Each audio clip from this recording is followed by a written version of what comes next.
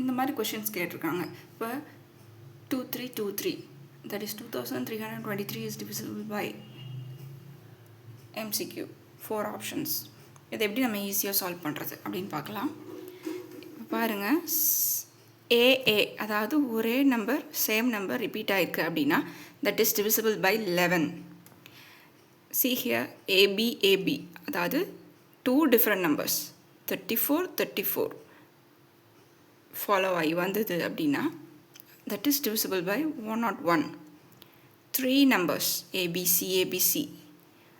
See here 345. இந்த ஃபார்மேட்டில் வந்த நம்பர்ஸ் எப்படி ஈஸியாக டிவிசிபிள் ஆகிற நம்பர் என்னென்னு பார்த்தோம்னா 1001.